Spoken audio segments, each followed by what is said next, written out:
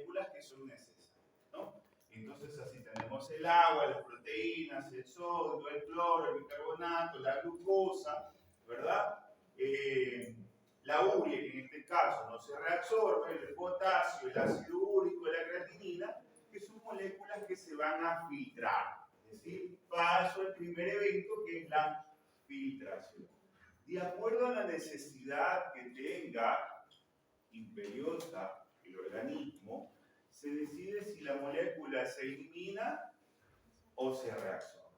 Se secreta, se excreta y se reabsorbe. Entonces acá nosotros tenemos los diferentes tipos de gramos que se van a reabsorber durante el día. Eso los dejo ahí, que ya lo tienen que saber ustedes, ¿no? Dentro de los cuales principalmente estamos hablando del sodio. Si ustedes ven, se filtran 576 gramos, 79 gramos y se reabsorben 575 gramos. Eso es una de las principales. Esta tablita es muy importante que ustedes la vayan a seguir. Entonces nosotros tenemos, ahora sí,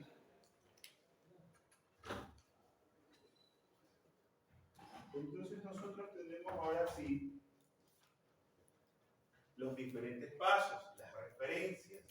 Filtración desde la sangre a la luz tubular, ya esto ya quedó claro. La reabsorción desde la luz tubular hacia el torrente sanguíneo, ¿verdad? Y la secreción, que es del torrente sanguíneo hacia la luz tubular para la formación de la luz. Y bueno, y por último, lo que es la excreción, como ya todos sabemos. Eso es una representación gráfica para que vayan ustedes entendiendo. Entonces, nosotros cuando hablamos de un transporte, nosotros hablamos de transportes activos, ¿a qué nos estamos refiriendo? Se consumen energía. ¿Qué? El transporte activo se refiere al transporte de moléculas de un espacio a otro a través del consumo de energía, o sea, de ATP. Perfecto. O sea, dependiente de ATP. Entonces, para eso nosotros necesitamos una bomba de sodio ATP. ¿Verdad? ¿Cómo te llamas? Calma. Calma. Calma. Calma, Alberto. Entonces, nosotros con eso vamos a tener que el transporte activo es un transporte en el cual dependemos de una molécula. No solamente de una molécula de ATP o de fósforo, ¿no? O de una bomba, sino también de un intercambio, ¿ya? O de un trueque, que es lo que se menciona, ¿no?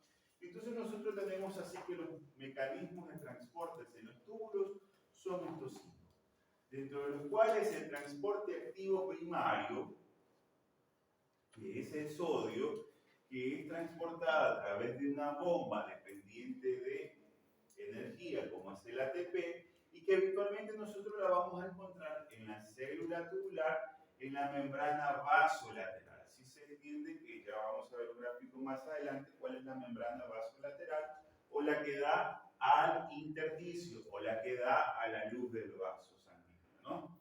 Y que el gradiente electroquímico produce la reabsorción no solamente de aniones en el túbulo, es decir, que este gradiente puede modificarse. El transporte activo secundario es lo que yo le llamo un trueque.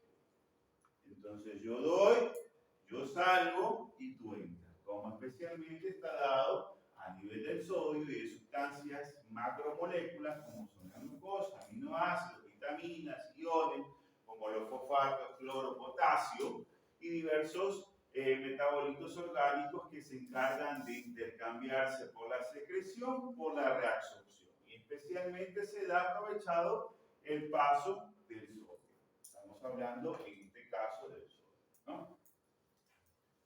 Por difusión simple, ¿ya? O transporte pasivo. Muy bien.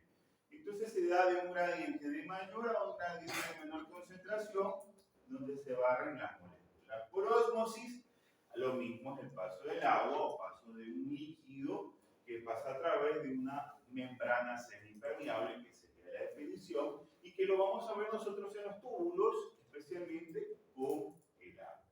Y por endocitosis, como son las, ustedes ya saben, son englobamientos netamente de ciertas proteínas, de ciertas enzimas, de ciertas hormonas que son encargadas posteriormente de la reacción.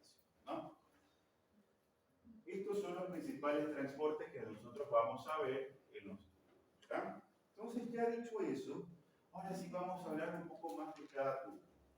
Un poquito de cada segmento y de cada función que tiene cada segmento.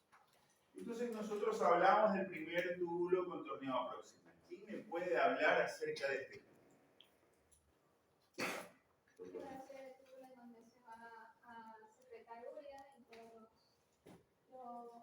Solutos que van a ser eliminados a través de la formación de la orina. ¿Ya? Y también se va a hablar sobre lo que es el agua, los ciertos iones y sus componentes. ¿Ya? ¿Alguien más? Ya, el túbulo proximal tiene bordes en cepillo que van a permitir tener una mayor absorción de los electrolitos que estén pasando, especialmente del sodio, del potasio, del bicarbonato, del agua y los aminoácidos y también la glucosa. Ya, sí. ¿Alguien más que sepa? ¿Cómo te llamas? Sara Fuentes.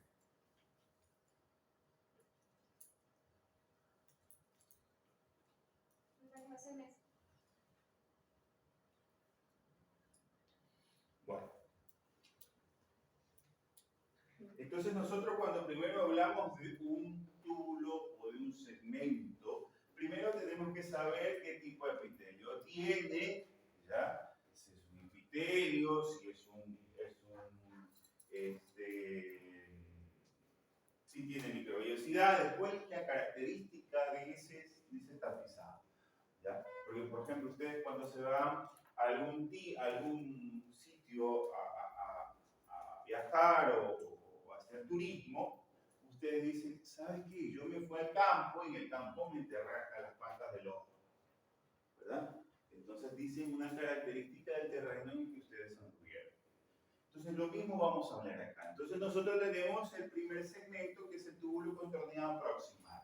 ¿Qué tiene o qué sigue o es la continuidad de lo que ya nosotros vimos de el glomérulo? Entonces aquí ya ahora sí, de formado el glomérulo, que ya sabemos cómo está conformado, sigue el siguiente segmento que vendría a ser el túbulo contorneado proximal. ¿Qué característica tiene? Porque si yo sé que estudiamos embriología y se forma del mismo segmento, ¿verdad? ¿Ya? Pero se diferencia porque la cápsula de Botman es un epitelio plano simple, ¿verdad? Nada más, no tiene cilios, no tiene nada porque es simple, sencillamente es un capuchón. Entonces luego ese segmento se transforma en un tubo que ya tiene un epitelio más selectivo. Y es un epitelio, algunos le llaman cúbico, otros le llaman cilíndricos, que para mí es cilíndrico, según yo he podido ver. Es un epitelio cilíndrico simple. ¿Ya? Simple significa que solo es una célula, ¿verdad? Para que no estudieran histología, que tiene una funcionalidad primaria denominada reborde en cepillo, ¿ya? O un cepillo. ¿Sí conocen los que saben lavar o los que no lavan? Bueno, me les puse una foto para que sepan cómo es un cepillo. Un cepillo, ¿no? Entonces, esos micropeelings, que así se les llama, no cepillo, micropeeling, son los encargados de generar la reabsorción de las diferentes sustancias. Lo mismo que, por eso es que se habla de que las células del cuerpo se diferencian, pero tienen la misma característica. Porque si ustedes van en gastro, el gastro le va a decir, sí, el intestino tiene un intestino delgado, tiene una célula cilíndrica en borde del cepillo que reabsorbe. Todo lo que tiene que ver con la reabsorción, tiene que ver con el peeling. ¿Ya? Entonces, tiene micropeelings que se proyectan hacia la luz tubular del túbulo, del caño, ¿ya? Y que poseen principalmente múltiples mitocondrias. ¿Por qué creen que producen múltiples mitocondrias? Por las bombas de sodio y potasio para la generación del ATP. Por las bombas de sodio y potasio, ¿ya? Porque tiene una cantidad metabólica muy elevada, dado que existen muchos transportadores de azúcar en membranas. Ya, es que está bien lo que tú dices, pero lo que menciona él es mejor. ¿Por qué? Porque Porque no solamente tengo una sola puerta, tengo varias. Y tengo varios cotransportadores. ¿Qué son cotransportadores? Como ya lo hablamos. El trueque o la bomba de sodio potasio TPasa, y son las encargadas de generar la gran cantidad de energía. Entonces, ¿qué es la mitocondria? Como ustedes ya lo saben, es la productora netamente de energía. ¿Sí? ¿Cómo te llamas? Quintana. Quintana. ¿Tú dónde estás acá?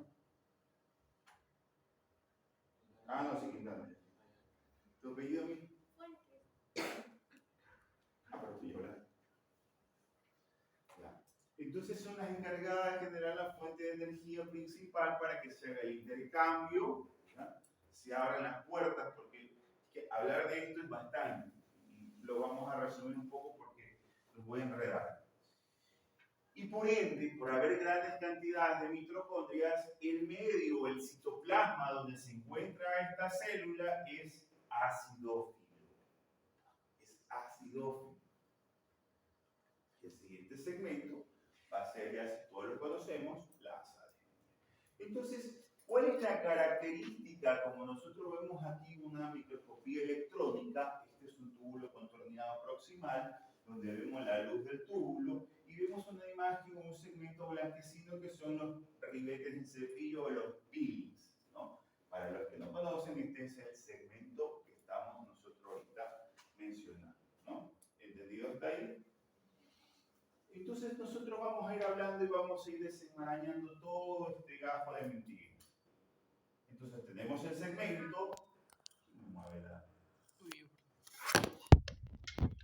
tenemos lo que es el epitelio, ¿verdad? Vemos aquí que es cilíndrico, cúbico, con micropeelings, y ya acá vemos un segmento mucho mayor donde vamos a ver cómo se genera la reabsorción y secreción de sustancias. Reabsorción, sodio a la cabeza, cloro, bicarbonato, potasio, agua, glucosa y aminoácidos. Esto es lo que se va a reabsorber. Y lo que se va a excretar, hidrogeniones, ácidos, ¿ya? Ácidos fosfóricos, ácidos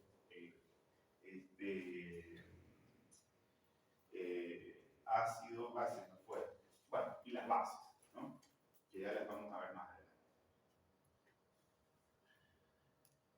Entonces, nosotros histológicamente, el túbulo contorneado proximal se divide en tres segmentos. Los que le hicieron Brenner. ¿Sí le hicieron Brenner? No. ¿Avedaño? Tampoco. Por Dios, cojan el libro, ¿no? Entonces, hay un segmento S1, así se lo divide, S1, S2 y S3. Estos segmentos se caracterizan porque cada segmento cumple una función diferente. No es que todo el túbulo va a reabsorber lo mismo. Cada segmento tiene un área diferente de reabsorción. Es así que se habla del segmento S3 como segmento de transición o epitelio de transición, donde aquí ya sí la célula deja de ser cilíndrica, por eso es que yo le decía que para mí es cilíndrico, y en el segmento S3 se transforma en cúbica. ¿Por qué? Porque es una transición a un empedrado, que es el siguiente segmento, en este caso, el asa de, ¿verdad? Entonces vamos a hablar de esto. El túbulo, ¿qué va a reabsorber? ¿Qué es lo que yo primero voy a entender de esto? Que reabsorbe el 65 al 85% del agua filtrada con el sodio, el cloro, el potasio y otros solutos como la glucosa y aminoácidos. Eso es lo esencial. Mediante dos mecanismos, activos y pasivos. Ya lo hablamos, dijimos que pasivos a través de un gradiente de concentración de la apical al interior de la célula, ¿verdad? Es decir, de la luz del túbulo al interior de la célula. Y activo que está mediada por membranas por bombas de sodio y potasio, TPasa, que se encuentran al otro extremo. Por ejemplo, digamos así, yo vivo en el norte y me quiero movilizar al Teodoro Maldonado. ¿Qué tengo que coger? Un bus. Muy bien. Yo cojo un bus que me va a llevar un recorrido para llevarme al Teodoro Maldonado, ¿verdad? Entonces ese bus pasa de un extremo, que vendría a ser el norte, al sur. Y eso lo da la membrana, perdón, la bomba de sodio potasio TPS. Es decir, por un lado está la luz del túbulo, donde está la orina, y por el otro lado está la luz que va hacia el intersticio o hacia el vaso sanguíneo. Acá me está diciendo por un gradiente pasivo y acá por un gradiente activo que es dependiente de energía. Ya lo vamos a ver más tarde. La reabsorción del sodio y el cloro en el túbulo proximal se lleva a cabo mediante dos procesos: transcelular, ¿ya? Transcelular y paracelular. ¿Sí saben lo que es paracelular? ¿Ya? Por las famosas hendiduras intracelulares o intercalares o paracelulares, como algunos libros lo llaman, es por donde se fluye también el agua y el agua. La reabsorción de muchas sustancias mediante transporte activo secundario está ligado al sodio, porque ¿qué es la función principal del túbulo contorneado? Es reabsorber sodio a como dé lugar. El 65 al 85% de lo filtrado, ojo. Se reabsorbe agua por gradiente osmótico. Claro, si yo tengo allá más macromoléculas, me voy a hacer. ¿Ya? Entonces aquí tenemos, primero vamos a hablar del sodio, que es lo más importante. Entonces el mecanismo de reabsorción del sodio depende de tres fuentes principales: cotransportadores de soluto, como son la glucosa y aminoácidos, ¿verdad? Esto estamos hablando nosotros, ¿dónde lo hablamos? En la luz tubular, acá, aquí, para que los que no me entiendan. Este es la luz del túbulo. Esto es el intersticio, este es el vaso peritapilar o el vaso peritubular cortical, para los que no se recuerdan. Esta es la célula tubular cilíndrica. Y esto de aquí para allá es lo que vamos a hablar. ¿Cómo se reabsorbe? Se reabsorbe de aquí para acá por tres mecanismos. Primero, transporte de sodio y solutos por glucosa. Es decir, yo hago un trueque. Yo hago un trueque o yo me voy al portazo. Le digo, compa, la entrada se da, yo siempre les digo así, la entrada se da para una discoteca en parejas. Si no entras en pareja, no entras. Listo.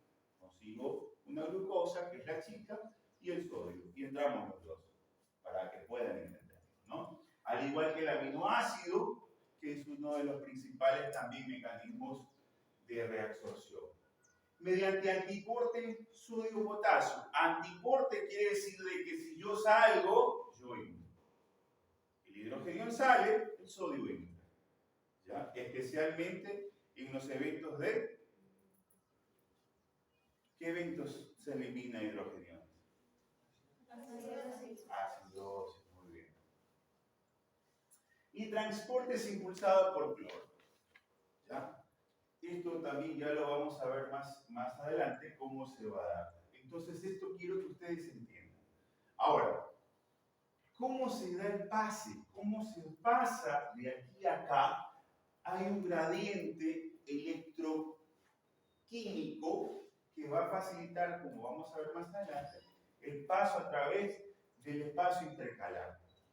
Es decir, esta es la vía paracelular, esta es la vía transcelular, para que no se equivoquen. Paracelular, como ya hablamos, los tres antiportes, y que el gradiente de concentración va de 140 miliequivalentes filtrados del sodio, se encuentra en 10 miliequivalentes en la célula, y acá se va a volver a formar en 140 miliequivalentes, ¿no? Entonces esto es importante. ¿Y por qué el sodio no se queda en la célula? Porque ya todos lo sabemos que va a generar. ¿Qué va a generar si el sodio se queda en la célula? Aumento de la osmolaridad. Aumento de la osmolaridad y va a hacer que la célula genere ¿qué? Edema.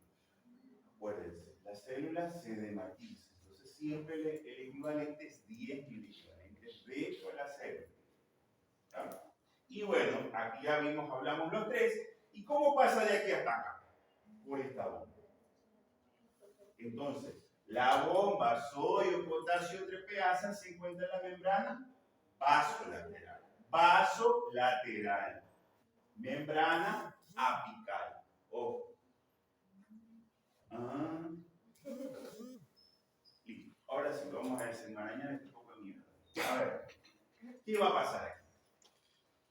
Acá estamos hablando que está el sodio, que se filtró, ¿verdad? 240 milivoltios. Entonces, ¿qué pasa? ¿Cuál es el primero en activarse? ¿Cuál es el primer, digamos así, el primer mecanismo pasivo, activo, secundario que se activa? El primero que se activa es el sodio y la glucosa. Es el primero, ¿por qué? Porque tengo gran glucosa, tengo gran sodio y vamos a decir que para entrar a la discoteca se necesita en parejas. Y entran en parejas, ¿verdad? Entonces se activa. ¿Cómo se activan estos canales? Bajo un gradiente electroquímico. Un gradiente electroquímico de carga positiva. Es decir, que yo tengo aproximadamente dentro de la luz tubular más de 60 milivoltios. ¿Por qué? Porque tengo sodio, ¿verdad? Que tiene carga positiva. Entonces, si yo estoy diciendo que tengo mucho sodio, tengo un gradiente de mayor positividad, perdón, en la luz tubular que en la célula, ¿verdad? Entonces, es como cuando dicen, para que ustedes puedan entender, la entrada a la discoteca es a las 8 de la noche y entran en pareja. Entonces, yo tengo que esperar una hora para abrir la puerta y entran en pareja. La hora son 60, por encima de 60 milivoltios en la luz, se aperturan los canales. Estos canales son voltios sensibles, es glucosa sodio. Así lo llaman en los libros. Voltios sensibles de sodio o de glucosa sodio glucosa, como lo quieran llamar. Entonces estos portes o estos primeros en abrir se encuentran en la primera mitad del túbulo contorneado proximal. Es decir, segmento S1, segmento S2. Ojo que se los estoy diciendo. Segmento S1, segmento S2. Estamos hablando de este, ¿verdad? Del primero. Canal sensible a voltios, que se activa por encima de 60 milivoltios, se apertura y se entra glucosa y sodio. Entra la glucosa y el sodio a la célula, como sabemos, acá hay 140, que tiene que haber 10, y por ende se activa la bomba de sodio potasio TPasa. Porque en el momento que se activa 10.000 equivalentes, llega a 15, se activa la bomba del sodio TPasa. Estimula la producción endocitóxica de las mitocondrias para eliminar fósforo, activar fósforo, y ende va a generar lo que es el ATP. Va a generar el ATP que va a generar la rueda, va a hacer andar la rueda para que comience a entrar sodio y a salir potasio. Esto ocurre S1, S2. ¿Entendido hasta ahí? Entonces, ¿qué pasa? Yo ya pasé entre el sodio, aquí también metí la glucosa pasa aquí mediante transportadores, ¿qué? ¿Qué tipo de transportadores? Por difusión facilitada. Eso. Pasa por difusión facilitada. ¿Ya? Entonces, ¿por qué? Porque si yo tengo mayor gradiente acá, tengo que pasarlo hacia acá. Pasa por un efecto de gradiente facilitado hacia el intersticio celular y de ahí del intersticio al vaso, ¿verdad? Entonces aquí vienen dos cosas. El potasio, la bomba de sodio potasio, generó potasio, se vuelve a reciclar el potasio, yo siempre les digo, mediante canales sensibles de potasio. ¿Cuáles?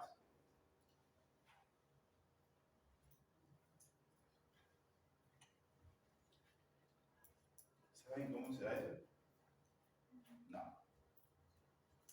Los canales sensibles de potasio son canales que no dependen de una cantidad específica de voltaje, es decir, no son voltaje dependientes, porque ellos son selectivos, es decir, yo por esta puerta solo voy a dejar entrar a los de azules. El resto que viene en color se queda fuera. Entonces, esos canales sensibles de potasio, que son selectivos, canales de Korff, creo que se llaman, no me recuerdo bien, Korff, si me equivoco si se lo digo, ¿ya? Son selectivos solo al potasio. Es decir, si yo tengo mayor cantidad de potasio, me aperturo. Si yo no tengo potasio, me cierro. Entonces, ¿qué pasa? El potasio comienza a entrar a la célula, y el potasio se debe encontrar en mayor cantidad en la célula que en el intersticio, ¿verdad? ¿O me equivoco? ¿Ah? ¿Ya? Entonces, tengo que tener mayor potasio, paso de 125, 135 milivalentes y comienzo a ser sensible. Ahora sí, envío hacia lo que es el intersticio. ¿Para qué? Para volver a formar el mismo ciclo de recirculado. ¿Ya? Ahora, otro segmento que se encuentra y que actúa en pocas cantidades es los canales de cloro en el segmento S1 y S2. Los canales de cloro son sensibles. ¿Sensibles a qué? Sensibles a voltaje. Es decir, que si yo tengo aquí un voltaje de 90 milivoltios, pasa a la célula y comienza a caer el voltaje, se torna mucho más negativo. Perdón, estoy equivocado. Perdón. Si yo tengo aquí 90 miliequivalentes, 90 milivoltios, esto necesito que se vaya generando la apertura de los canales. Una vez que comienza el descenso del voltaje a por debajo de 60 milivoltios, comienzan a activarse los canales de cloro. ¿Por qué? Porque va habiendo mayor negatividad en la luz tubular. ¿Verdad? Entonces, si yo tengo, para poder seguir resolviendo, yo tengo que meter a la carga negativa para que siga positiva y poder seguir resolviendo sodio. Entonces, al caerse, algunos dicen 70 milivoltios, por debajo de 70 milivoltios, se activan los canales sensibles de cloro. Entra el cloro, pasa y entra vuelta al intersticio. Ambos canales de la membrana apical, de la membrana vasolateral, son son de la misma familia. ¿Ya? Entonces el cloro pasa hacia el interior por la negatividad de la luz. ¿Ya? Porque comienza a caer la negatividad de la luz y comienzan a aperturarse los canales. Por eso que dice que en la primera mitad mucha glucosa se reabsorbe, que es lo primero, y lo que corresponde a aminoácidos. El siguiente en activarse, ya una vez que los milivoltios comienzan a caer, se activa el siguiente canal, que es el canal de aminoácidos. ¿Cómo se activa el canal de aminoácidos? Se activa principalmente por ciertos aminoácidos esenciales que se filtran a través de la orina.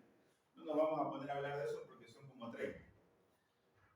Entonces solo quiero que ustedes entiendan que solo se activa mediante la filtración de ciertos aminoácidos esenciales y que es el segundo en activarse.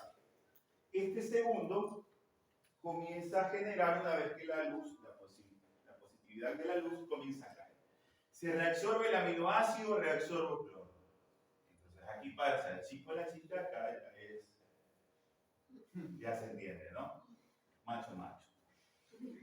Se reabsorbe, ¿verdad? Y vuelve a pasar por difusión facilitada hacia la luz tubular, hacia el intersticio. ¿Verdad? El sodio vuelve a pasar lo mismo, y esto es lo que sucede, predominan estos dos en los primeros segmentos por ser más positivos. S1, S2. En el segmento S2, S3, ¿ya? Comienza a caer, como ya hay poca positividad en la luz, ya ha bajado en los primeros segmentos, quien predomina son los canales de cloro. porque intento todavía mantener positiva la luz y entonces meto a negativo. Lo meto, lo sigo metiendo. Entonces, en la segunda mitad predomina el cloro. Y hay menos reabsorción de glucosa y aminoácidos.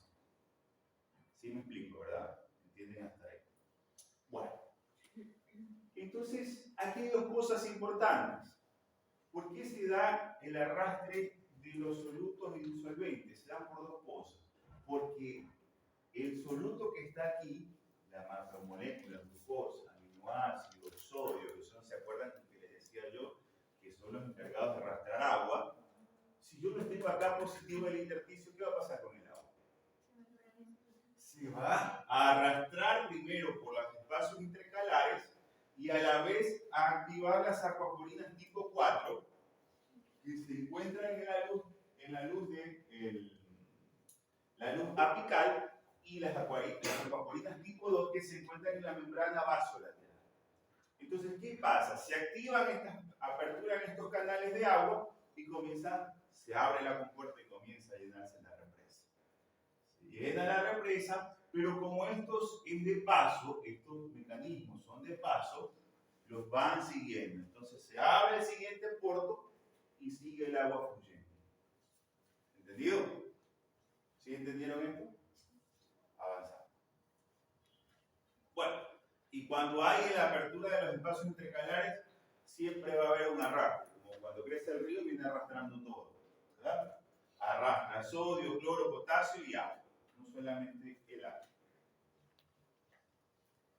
Bueno, entonces, ahora sí vamos a hablar un poquito del cotransportador de los solutos. Y vamos a hablar del cotransportador principal, ¿ya? Que se encuentran especialmente en los segmentos S1 y S2.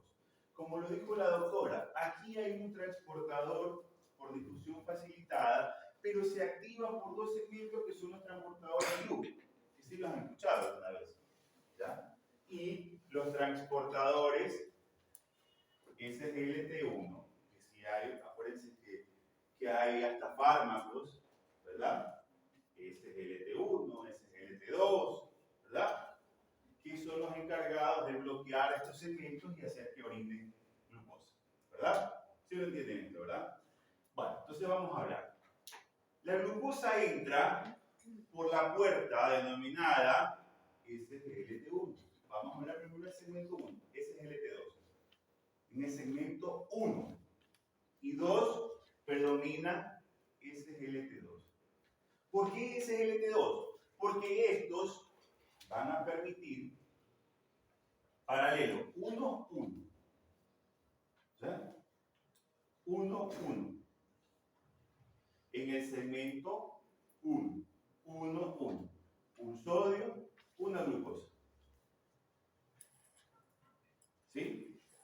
Entonces, este transportador pasa la glucosa al interior de la célula y a través de los receptores GLUT tipo 2, acuérdense, 2, 2, pasa del espacio intracelular hacia el espacio intersticial. El GLUT2 pasa del espacio intracelular hacia el espacio intersticial. Entonces, ¿qué pasa? ¿Cómo se requiere que el cotransportador, especialmente de la membrana apical de las células tubulares, o SGLT1, o SGLT2, esto es que se van a encontrar en la luz del túbulo, mientras que los GLUT, o los transportadores de glucosa de la membrana vasolateral, 1 y 2, se van a encontrar en el otro extremo de la membrana, ¿no? Y que interviene la bomba de sodio-potasio para arrastrar el sodio. Entonces, ¿qué importancia tiene esto? Mucho tiene que ver en endocrinología. ¿Por qué? Porque hay fármacos que actúan a este nivel, bloqueando esto. Si yo bloqueo esto, ¿qué va a pasar? No se reabsorbe glucosa. Ya. Entonces, yo siempre preguntaba, ¿será normal que un paciente orine glucosa? Trae consecuencias. Y esa Ese es el interrogante que el viernes me voy a una charla a dar mi punto de vista. Mejor hoy. Entonces, en el segmento 1, acuérdense que como está gran positivo, hacen 1, 1.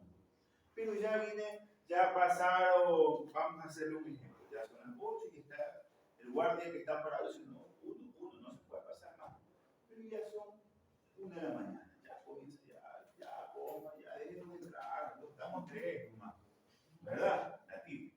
Entonces, aquí ya en el segmento 3, porque ya pasó el siguiente segmento, porque ya está más negativa la luz, entonces ya el guardia dice, ya, flaco, entra nomás a estrellar el 3. Entonces te dice, sodio, 2 sodios por una glucosa. ¿Sí? Y acuérdense de esto, LGT1, perdón, GLUT1. ¿Ya? Y como está, yo quiero seguir negativa, quiero seguir que esto siga positivo, lo más que puedo es reabsorber en el último segmento mucho más. Por eso digo 2, 1, 2, 1, 1, 1. ¿Ya? Entonces, los transportes activos secundarios de sodio están mediados especialmente bajo los impulsos por un gradiente electroquímico de la bomba de sodio ATPase. Es lo que hablábamos aquí. El sodio se activa la bomba de sodio ATPase y comienza a eliminarlo hacia la parte intersticial. ¿Entendido esta parte? ¿Sí les quedó claro? Sí. Bueno. Aquí vemos vuelta, vemos lo que es la diferencia del potencial, especialmente a nivel del segmento S1, ¿verdad? En el segmento S1 nosotros hablábamos 1,1, que a medida que va entrando se va generando la caída de los milivoltios en la luz intersticial, ¿ya? Y por ende se activa la entrada del cloro, exacto. Y acá, en el segmento 3, que ya está más negativa la luz, hay algo que se llama fuga de sodio, o pollitos en fuga, como dice mi hijo. Mi hijo ya está aprendiendo nefrología, va a ser médico, ojalá. Me lo pateo donde sale como un pendejo. Entonces, sí, en serio, él ya comienza, me acompaña y ya entiende algo, algunas cositas ahí y ya va recién al colegio. Lo estoy traumando. ¿Ah? Ahí se hace empieza. Ya. Entonces, bueno. Sí, ya, anatomía. Anatomía de. Se me fue el nombre. Anatomía de Tórtora, que es el básico. Sí, ese yo tenía en el colegio. Porque los primeros 3, mi familia son militares, o son contadores, o son abogados. Era el primer médico en la familia. Entonces yo estudié en un colegio alemán que solo votaba abogados, contadores, sí, de buen élite, y administrativos. Entonces cuando todo el mundo se asombró aquí, ¿por qué te quieres cambiar? ¿Por qué quieres estudiar medicina? Y yo ni siquiera en mi vida había visto anatomía. Y me acuerdo tanto que les contaba el grupo pasado, perdón, que una pausa. Les contaba el grupo pasado que mi papá es militar, y mi papá viajó por todos lados. Y él estuvo casi como 6 meses en Japón. Y él siempre lo dice, es un hombre muy sabio, muy preparado, pienso yo, que él decía que nosotros somos indisciplinados. ¿Qué es lo que nos hace el latinoamericano que sea pobre? Esa es la indisciplina. Mi papá tuvo mucho dinero. Lo perdió porque mi último hermano, nosotros somos 3, yo soy el mayor, viene mi hermana, mi hermano. Mi hermano en los años 80, me pongo yo, nació, no, perdón, estoy equivocado, en los años 90, por ahí así, 89, 90, yo soy del 84, él nace con un problema de toxoplasmosis y ácido hidrocefálico. Aquí en Ecuador, never, vaya yo solo a casa, que se le hace la cabeza así y se va a morir. Entonces mi papá hizo todo lo posible, y vendió todo lo que tuvo y se lo llevó a otro país donde lo operaron, le pusieron una válvula, un drenaje por acá, que parecía Robocop, muchacho, ¿no? Le tocábamos así, uy, sí, puta, ¿qué será que tiene en la cabeza? El muchacho a veces se como abrir la cabeza y ver qué es lo que tiene, ¿no? Y bueno, entonces mi papá arrancó de cero. Mi papá arrancó de cero, y fue siendo disciplinado. ¿Verdad? A ver, sin mentir, arrancar de cero, en realidad es durísimo. Entonces, arrancar de cero, él decía que es lo que te hace preservar es la disciplina. Si tú eres disciplinado, vas a tener todo lo que quieras. Si tú eres indisciplinado, no sirve nada. Entonces, él decía, cuando yo me cambié a un colegio bestial, porque era público, porque era... Ahí me dañé. Era público, el primer día todo el mundo, bueno, pues yo cuando entraba a mi colegio era la corbata, el saco, la camisa, zapatos ilustrados y la mochila en la mano. Nunca la cargaba en la espalda, era en la mano. Y acá el primer día sentado con la mochila tú hacia el lado derecho, siempre, tu mochila siempre al lado derecho. Y cuando entraba el profesor se ponían de pie. Ese era el saludo. Buenos días, profesor. No, se ponían de pie todos. El profesor decía, por favor, siéntense y se sentaban. Entonces, cuando yo me cambié, yo me di cuenta de esto, no se para. Y el primer día me invitaron a una reunión, una fiesta de integración, mierda. Entonces, y bueno, imagínense el resto, ya me dañé. Entonces, viene a esto lo que yo les digo. Entonces, mi papá en mi vida había visto anatomía, pero me gustaba. Me regaló, me acuerdo, un libro de Tórtora que todavía lo tengo. Se le digo que se lo dio a mi hijo. Anatomía de Tórtora, creo que es este grueso. Lectura básica, dice mi papá. Lee. Y serio, no es mentira.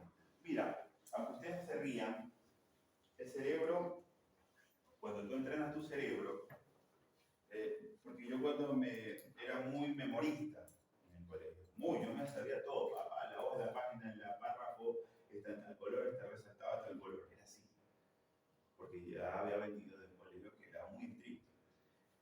Cuando yo vine a la universidad, me acuerdo tanto que me mandaron a estudiar el temporal, textil, como 60 páginas, de un día para otro. Yo lloraba. Mi papá me decía, ya da pena, porque uno ve a un hijo llorar, le da pena. Y me acuerdo, me tocó con Gómez Amoretti, no sé si seguía dando clases. Era un maldito, y por puta, toma, sal, te preguntaba una pregunta, listo, siéntate, tienes cerebro. Tú, no, sigue. Entonces, los ceros medio bien. Entonces mi papá me enseñó algo, me dijo, mira, el problema es que tú lees y no sabes leer. Y es verdad. Ustedes leen y no saben leer. Entonces mi papá me decía que el cerebro está capacitado. Si el cerebro se capacita, va a entender mucho más rápido y se te va a hacer fácil en 3 segundos, primero 1 minuto, después 3 segundos, medio minuto, y andas restando. Y una página la vas a aprender a leer en menos de 1 minuto. Y es verdad. Entonces, me decía, tú tienes que leer máximo 3 horas y si es posible 6 horas. Eso lo hacen en Japón. La lectura es 6 horas diarias. Es instructivo. Y él ahorita es lo que me dice, me puso a leer, me decía, ponte a leer 3 horas diarias, 3 horas diarias, 3 horas diarias. No seguido, ¿no? Porque te aburre. 1 hora, 4 horas a veces. Entonces llega un punto en que yo cogía una hoja y yo decía, y el cerebro automáticamente te decía, túbulo contornado proximal, epitelio, pírix, cilíndrico, reabsorbe, sodio, cloro, glucosa, los transportadores son 3, y una hoja la leía hace cuestión de minutos, totalmente. Es en serio, y lo sigo haciendo. Por eso es que a mí me dicen, mi compañero, ¿cómo leíste tanto? Es que yo me pongo a leer. Yo no me concentro, estoy en la televisión. Estoy en lo mejor. Se murió. Yo me concentro. Y usted, a veces mi papá, porque me veía mi libro, decía, ¿y quién ha resaltado esto? Me decía, porque subrayaba todo. Todo es importante, padre. Entonces, aprendí eso. Entonces, hasta el punto que uno uno lee un capítulo en cuestión de menos de una hora. Esto no lo he repasado, lo di hace 3 años, pero está aquí. Y lo que me decía mi papá, lo que tú ya leíste está aquí. El problema es que nos llenamos de basura en la cabeza. ¿Qué es la basura? Y es verdad, ahora que está ya más bien, y ya jode más. Yo siempre lo digo, ahora sí, pues puta, agarra un teléfono, porque era anti-teléfono. Mi papá trabajó bastante en esto, en esta movida de las radiaciones, ni sé cuánto que emiten los celulares. Y decían que lo peor que el hombre puede haber inventado es el teléfono, porque te llena de basura la cabeza. Mientras más gente ignorante hay, es más fácil robar para los que saben leer, para los que saben estudiar. Mientras más gente ignorante hay, es más fácil poder meterle tonterías en la cabeza. Y dice, es así, ¿verdad? Es la verdad. Porque por la basura que vemos, me incluyo, hay redes sociales, un montón de cosas. Es eso, porque ya ahora no agarramos un libro, ahora decimos, leemos pero ahora que vienen hasta con las tablas y en mi tiempo, a ver, ahora que puta, se enredaba el cassette y ahí otra vez con la pluma. Entonces, todo cambió, pero para mal.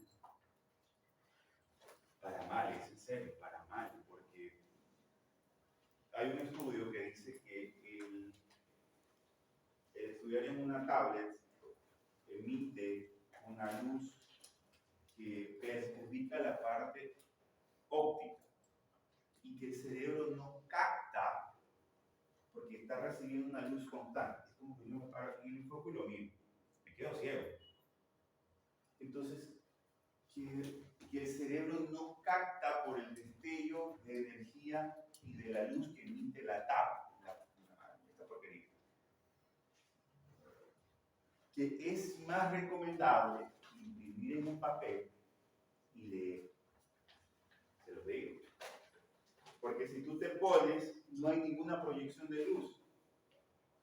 No, es que me aburro así, porque aquí estoy leyendo, divido la tabla, acá leo y acá estoy viendo una película. Yo sí puedo, dice. Yo sí puedo, porque yo soy ultra pilo. ¿No? Es ultra pendejo, porque el cerebro, saben que 2 hemisferios trabajan independientemente. ¿Qué hemisferio predomina en el ser humano? ¿El izquierdo o el derecho? Izquierdo. ¿Y el izquierdo qué tiene? ¿Qué función cumple el izquierdo? ¿Ya vieron neurología? ¿Ah? ¿Ah? Esta es la habla, la comprensión. El izquierdo tiene el efecto cognitivo, interpretativo, abstracto y mediativo. ¿Qué significa eso? Que si yo estoy viendo y el derecho es el vago, ¿ya? Porque el vago es el que tiene... No, es que no estoy hablando de escribir. El derecho es el vago porque el derecho que tiene es ¿cómo es mi papá siempre dice esa vaina? Es el creativo, es el que te da la risa, es el que te da la apertura a hablar, el que te hace sociable, es el derecho. Entonces, si yo estoy viendo Netflix en la mitad y la otra estoy leyendo, siempre me va a predominar el derecho, el izquierdo. Pero si yo me pongo, solo me pongo a leer, me va a predominar el izquierdo. Dice serio. Háganlo para que vayan aprendiendo. Bueno, retomamos la clase. Cultura general. Me va a salir la lección. ¿Ah? Me va a salir la lección. Ah. Bueno, entonces nosotros tenemos que en el segmento S3 ya es un epitelio cilíndrico, como ya hablamos, es cúbico, ya no es cilíndrico, como lo habíamos dicho. ¿Qué pasa con los gradientes? Lo que pasa es que aquí ya está más negativa la luz del vaso, ¿verdad? Eso se recuerda, está más negativa. Y al estar más negativa predomina ¿qué? La reabsorción especialmente de cloro, ¿verdad? Los canales de cloro permiten el paso, pasa el cloro a través y predominan también los canales en menores cantidades de glucosa, si se acuerdan, ¿verdad? De glucosa y especialmente de aminoácidos, ¿no? En este segmento de aminoácidos, en este segmento también van a facilitarse otro cotransportador antiporto hidrogenio sodio. ¿Se recuerdan que lo mencionamos acá? Este antiporto es la entrada de sodio por el intercambio del hidrógeno. ¿Verdad? Entonces, ¿por qué? ¿Por qué se da fisiológicamente? Porque se queda la luz negativa y tengo que mandar al otro extremo otro positivo. Entonces lo mando al hidrógeno. ¿Sí me explico, verdad? Entonces envío al hidrógeno y lo intercambio, ¿verdad? Entonces todo esto, ya lo hablamos, como la luz sigue siendo negativa, potencial de la luz tubular es negativa, da a algo que se llama retorno de sodio o fuga de sodio, que lo dicen algunos libros, que sale el sodio a través de las uniones intercalares para mantener la luz netamente positiva.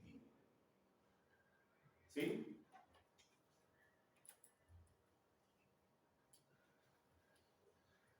Entonces, eso en cuanto a lo que corresponde al sodio, ¿verdad?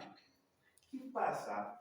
Porque nosotros hablamos que no solamente el sodio se reabsorbe el bicarbonato, se reabsorbe aminoácidos, se reabsorbe un montón de cosas. Entonces, la siguiente en reabsorberse el 85% es el bicarbonato. ¿Se acuerdan que yo les decía que en casos de una acidosis metabólica, trabajaba, ¿verdad? El riñón trabajaba en formación de bicarbonato de nuevo y formación y reacción de bicarbonato. Entonces, ¿qué pasa con el bicarbonato? El bicarbonato está la luz tubular, ¿verdad? Entra el sodio, antiporte, entra el sodio, sale hidrógeno. El hidrógeno, por medio de la anhidrasa carbónica, si se recuerdan esto, se une al bicarbonato y forma ¿qué? Ácido carbónico. Entonces el ácido carbónico, nuevamente a través de la misma anhidrasa carbónica, se disocia en CO2 y agua. ¿Y el CO2 qué es? Es un gas. Y si yo me tiro un gas, huele a poco. Entonces, si yo me tiro un gas, el gas se difunde a través de la ropa, ¿no? Se difunde a través de la membrana y entra a la célula. Es un gas. Entonces, entra el CO2, ¿verdad? Acá, vuelve la anhidrasa carbónica, que juega un papel importante. Por eso es que en algunas patologías que no existen o no hay formación de la anhidrasa carbónica, esto no se cumple. El paciente constantemente está teniendo acidosis metabólicas por la reabsorción. Pues ya en alguna instancia se pensamos en lo mismo. Entonces, se une CO2, agua, ácido carbónico, se desdobla hidrógeno, vuelta a la anhidrasa carbónica, hidrógeno, bicarbonato y el bicarbonato se reabsorbe. El hidrógeno vuelve a ser el mismo antiporte y eso es un círculo vicioso que se va a cumplir. Lo mismo acá, ya el sodio ya no lo hablamos porque lo hablamos. Me trato de explicar, ¿verdad? Perfecto. Entonces vamos al siguiente, que ya hablamos de la reabsorción, cómo se hacía. Ahora vamos a hablar de la secreción tubular. El túbulo, hay ciertos, casi siempre se me olvida esto de aquí. Protoamina, se me fue algo, es un nombre medio raro. ¿Ah? El ácido parabenzoico. Eso. Eso se me olvida siempre. ¿Cuál es la principal función de la secreción? Es de tratar de disminuir las concentraciones que se encuentran en la luz tubular. ¿Ya? Dentro de los cuales el ácido paraminoglutírico es uno de los principales. ¿Ya? Porque si yo tengo un ambiente, la sangre habitualmente genera acidosis por en sí. Y esto es uno de los ácidos que se encuentran predominantemente en grandes cantidades, porque es el desecho de la mayoría de los defectos o de las eliminaciones del cuerpo. Entonces, se secreta con tal rapidez que se depura en el 90%, que se diluye a través del plasma y y el Clidens que se usa y se calcula de acuerdo al flujo plasmático. Es decir, si yo paso más flujo, yo depuro más y secreto más este ácido. ¿Me explico? Y dentro de esta secreción están también ácidos biliares, están también los oxalatos, los uratos, catecolaminas y todo lo que nosotros habitualmente nos ingerimos, ¿no? Como son las penicilinas, los salicelatos, los antibióticos, que son los que se van a secretar predominantemente en el túbulo contorneado proximal. ¿En qué segmento? Los tres segmentos cumplen la misma función. Aquí ya no se divide. En la reabsorción, perdón, sí se divide. S1, S2 y S3. Entendido esa parte, ¿verdad? Bueno, vamos a ver el siguiente segmento. Hablamos de la asa de Hegler. La asa de Hegler, como todos sabemos, como es una asa, es profunda, hay cortas y hay largas. Cortas, ¿verdad?, que son de las corticales, y largas, que son las supraglomerulares, ¿no? Corticales, supraglomerulares, mayor penetración, lo que corresponde, tienen pasos más lentos, ya eso lo vimos en la clase anterior, no lo vamos a volver a repetir. Está constituida por dos tipos anatómicamente, dos tipos de asa. Una asa delgada, un segmento delgado, para que lo podamos entender así, y un segmento grueso. El segmento delgado es un segmento de un epitelio plano, por eso es que se acuerdan que venía del contorneado S1, S2, era cúbico. El S3, perdón, estoy equivocado, era cilíndrico. El S3 es cúbico y este segmento delgado es plano. Entonces, el S3 siempre tiene un epitelio transicional entre ambos. ¿Qué pasa con este segmento? Este segmento delgado es donde se va, como tiene un epitelio simple, ¿ya? Es donde se va a reabsorber predominantemente agua, ¿ya? Lo contrario que el segmento grueso, rama ascendente gruesa, que aquí ya vuelve a cambiarse nuevamente un epitelio cilíndrico simple, con vellosidades o micropilins, que se encarga de la reabsorción de los solutos. ¿Ya? Es lo que vamos a ver en los siguientes slides. Bueno, aquí tenemos cuáles son las funciones: creación de la estabilización de la molaridad de la médula renal, la reabsorción del agua, la reabsorción del sodio y la reabsorción del cloro. Estas son las funciones del asa de Hegler. Transporte de los solutos: rama descendente delgada, ascendente delgada y rama ascendente gruesa o segmento, ¿no? Funciones: la creación de un gradiente osmótico, como ya lo vimos. La rama descendente delgada reabsorbe el 40% del agua. ¿Se recuerdan que acá lo absorbíamos entre el 60-80% del agua? Acá ya lo que va quedando, porque esto es que, por eso es que es tan específico esto, en los segmentos 1 reabsorbe solutos, reabsorbe en agua, el segmento S3 sigue reabsorbiendo solutos de poca agua, y ya pasa más agua, más diluida el segmento, y vamos a reabsorber más agua en el primer segmento delgado. Ahora, la rama ascendente reabsorbe entre el 30 y el 50% de lo que quedó de. Esto es como cuando uno va secando y va botando el agua, va quedando digamos así, vamos a poner pelotitas en un vaso de agua y agua. Saco el agua, quedan las pelotas, ¿verdad? Así mismo, saco el agua, el 40% quedan las pelotitas. En el siguiente segmento reabsorbo las pelotitas y me va quedando más agua, ¿verdad? Entonces reabsorbo entre el sodio, cloro, potasio, magnesio y también bicarbonato en este segmento de la sangre, la rama ascendente o la rama gruesa que vamos a hablar, ¿no? Bueno, esto es más rápido. Aquí hablamos de la rama descendente, que es un epitelio cilíndrico, un epitelio plano, ¿verdad? Que está constituida predominantemente por acuaporinas.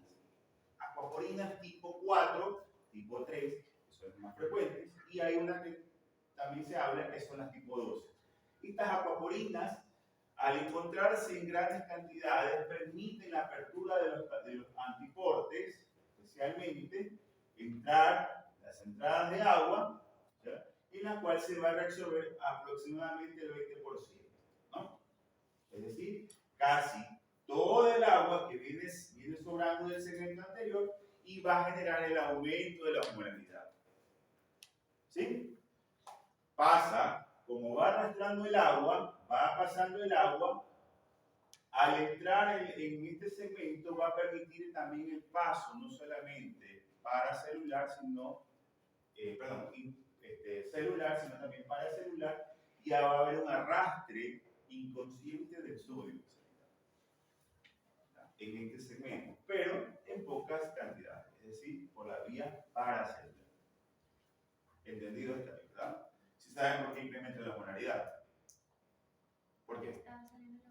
¿Ah? Porque quedan más solutos, ¿verdad? Queda más sodio, queda más potasio, queda más calcio y por ende aumenta la osmolaridad. Es lo que yo les decía, botaba el agua y me quedaban las pelotas. Las pelotitas, mientras más pelotitas hay, más osmolaridad. Bueno, entonces aquí tenemos una estructura hermosa para que lo conozcan, que esa es una aquaporina tipo 1, ¿ya? Se habla mucho de esa gráfica, que dice que la aquaporina va mezclada con los nutrientes, perdón, el agua va mezclada con los nutrientes, y que si se absorben por las aquaporinas, y hay un estudio,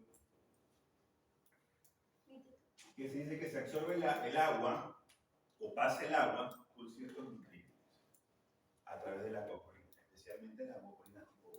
Entonces es una estructura helicoidal, una proteína, constituida por dos fases con estructuras helicoidales que tienen una carga positiva que le van a dar y que permiten el paso, la apertura de los mismos, siempre y cuando haya un evento de cargas positivas. Es decir, por un ejemplo, cuando yo aperturo la aquaporina, cuando se apertura la aquaporina bajo dos eventos. Cuando hay una carga positiva que esté pasando a través de la luz de la membrana, o cuando exista una excesiva cantidad de agua de un extremo a otro extremo. Entonces, ahí se aperturan las aquaporinas y permiten el paso de los canales de agua, ¿no?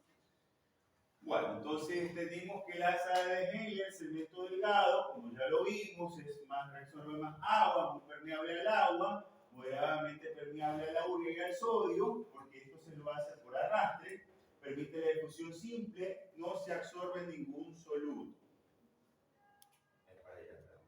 El ramo ascendente y lo contrario, el epitelio cilíndrico, como lo hablamos, y aquí ya vamos a absorber las pelotitas que sobraron de la botada del vaso. Entonces, vamos a reabsorber primero sodio. Volvemos aquí a lo mismo. Primero sodio que va a generar a través del antiporte hidrogenión. Es decir, reabsorbo sodio, voy con hidrogenión y hago el mismo evento que hice en el túbulo contorneado.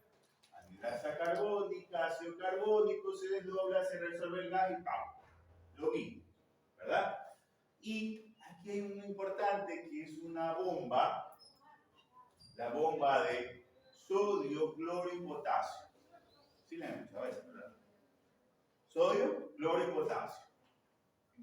Esta bomba es la que va a permitir en entrada de 3. Aquí se van en un trío.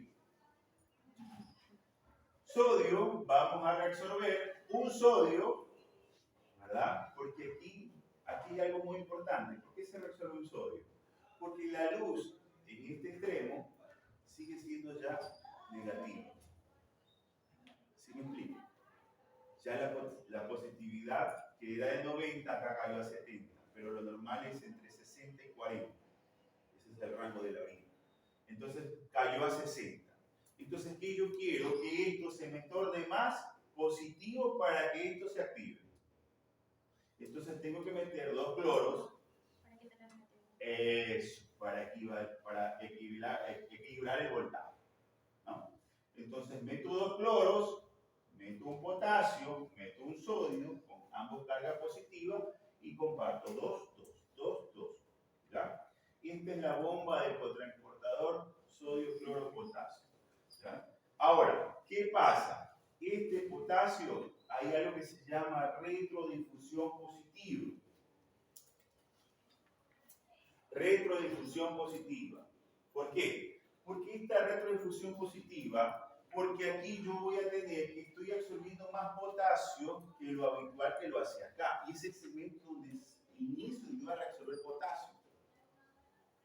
Porque se recuerdan que acá en el proximal no hacíamos reabsorción de potasio. Si no era en la luz. En el intersticio que hacía por intercambio de este y el círculo vicioso, ¿verdad? Pero aquí ya reabsorbo potasio. ¿Qué pasa? Hay algo que se llama retrodifusión positiva de potasio y son vueltas a la activación de los canales sensibles de potasio. ¿Para qué? Para volverlo a reutilizar en este ciclo. Entonces, ¿qué pasa cuando esto o cómo se activan? Cuando baja, que por lo general, de entre los valores normales, que son entre 60 a 40 mil equivalentes, si yo digo 60 y tengo 52 mil equivalentes perdidos, se activan estos canales. Es decir, porque esta luz se va tornando más negativo. Entonces, al tornarse más negativa la luz, se activan estos canales. Porque a mí lo que me interesa es reabsorber a él. No es potasio. ¿Sí me entienden? Entonces a eso se llama retrodifusión dependiente de voltaje. Entonces si cae la luz, se negativiza más la luz, voy a tener que activar estos canales para botar, secretar potasio a la luz tubular. ¿Ya? Conjuntamente esta reabsorción, ¿qué es lo que va a pasar? Va a hacer que se reabsorba a través de la vía paracelular magnesio, calcio, sodio, potasio, y todos estos que tienen relación. Esos son de carga positiva.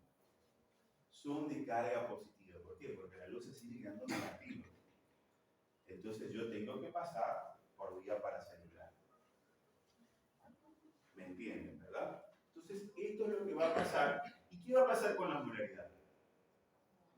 Va a bajar porque ya se van metiendo más pelotitas y va quedando más agua, es decir, se diluye.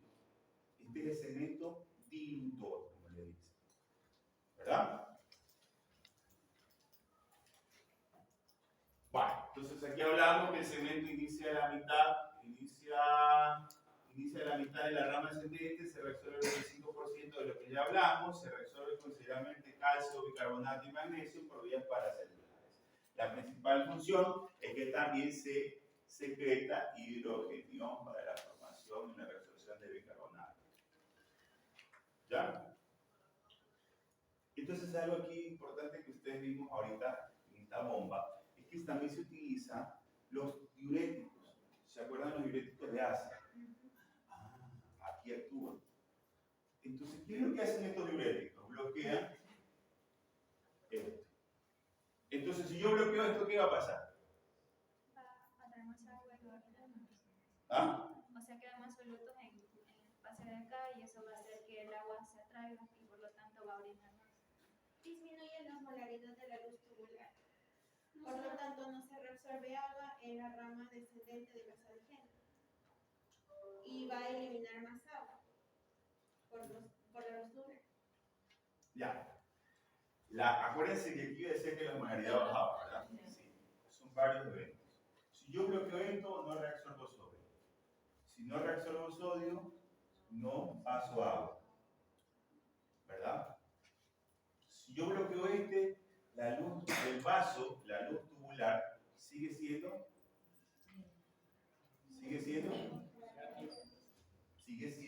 netamente positiva, no negativa. Porque no es que reabsorbo los positivos, y acá los tres son positivos. Si yo bloqueo aquí, la luz del vaso sigue siendo positiva. Y no se va a dar el círculo vicioso del reciclador de potasio. ¿Ya? Entonces, ¿qué pasa con esto? Si yo no resuelvo nada de esto, la osmolaridad no va a bajar, sigue siendo alta. ¿Ya? Pasa al siguiente segmento, que ya casi no reabsorbe, como lo vamos a ver, y sigo siendo dilutor. Sigo reteniendo agua porque la osmolaridad dentro de la luz tubular es mayor. Entonces yo arrastro agua. Es decir, el agua va a pasar de aquí hacia acá. Porque la osmolaridad sigue siendo alta. Entonces, esa es la explicación de que el paciente hace pis. ¿Se lo entiende? Entonces, yo le doy furosemida, yo doy un diurético de asa porque ese hace paciente orinar. Sí, ¿verdad? ¿Se han escuchado eso? Sí. Doy furosemida. Entonces, porque bloquea este cotransportador, sodio cloro potasio. Al bloquearlo, no se reabsorbe, sigue la molaridad alta, arrastro agua, ¿ya? De todos los segmentos, ¿ya? Y voy a hacer que el paciente haga pis más. Pero tiene un punto de saturación. Tiene un punto de saturación. Que este segmento o este contraportador tiene a las 48 horas, porque no siempre yo como que les pongo a ustedes, vamos a hacer ejercicio 48 horas seguidas, van a morir, ni en las 2 horas. Pasadas las 48 horas, que si yo le doy constantemente diurético y no tengo una respuesta de diuresis, no la voy a tener nunca. Y yo he visto que hasta 5 días le dan diurético a un paciente. ¿Verdad? Para que vayan sabiendo. Si yo no tengo un efecto en las 48 horas, no voy a tener nunca. Entonces, esto es donde actúa la furosemida, el ácido tacrídico, la butenamida, que son los fármacos diuréticos de asa. Y son los encargados de la eliminación de la diuresis. ¿Ah? Sí, sí. Sigamos. Entendido eso, ¿verdad? Al momento de que queda la carga positiva acá al momento de que queda la carga positiva por el sodio, lo que está bloqueando toda esa parte de acá, igual va a estar entrando a través del cotransportador de arriba. Ah, sí, sí. Pero que este es 1-1. Pero sigue siendo positivo. Acá estoy metiendo 2. Y la carga sigue siendo positiva. Por ende, la molaridad va a ser más alta. Acá sí se puede reabsorber por vía paracelular, pero en menor cantidad. Porque esto pasa cuando la carga sigue siendo positiva allá. ¿Ya? Entonces, el siguiente segmento es el túbulo distal, túbulo contorneado distal. Entonces, este tiene un epitelio cilíndrico con peelings, ¿verdad? Esta porción inicial, acuérdense que yo les había mencionado que el distal tiene 2 segmentos, inicial y proximal y distal, perdón. ¿Ya? Vale la redundancia, ¿no? La porción inicial forma parte del complejo yuctaglomerular, como lo vemos acá. Controla la retroalimentación del filtrado y los flujos sanguíneos. Es impermeable al agua y al líquido. Por eso es que si este es impermeable y acá no, la molaridad subió, arrastró el agua de la Sahenkler, la porción gruesa, aquí no se va a reabsorber agua. ¿Verdad? Vaya energía. Entonces, tenemos que, como ya le dijimos, ya sabemos la histología, alrededor del 5% de la carga filtrada, porque aquí lo que yo voy a reabsorber de la carga filtrada del cloruro de sodio se reabsorbe en la primera parte del túbulo distal. Es decir, la primera parte que depende nace de quién. ¿De quién nace la primera parte del túbulo proximal? De la rama ascendente de la serpiente. No. Primera parte sería de la yema. No.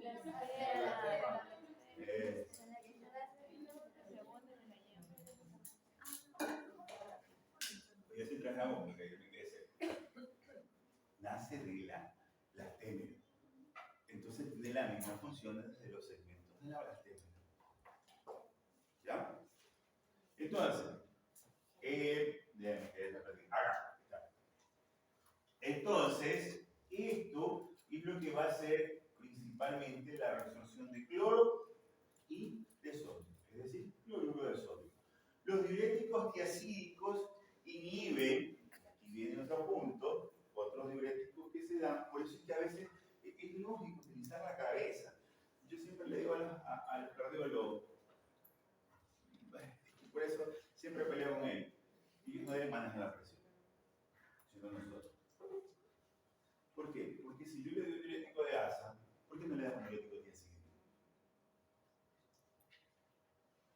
puede asociar los dos o no?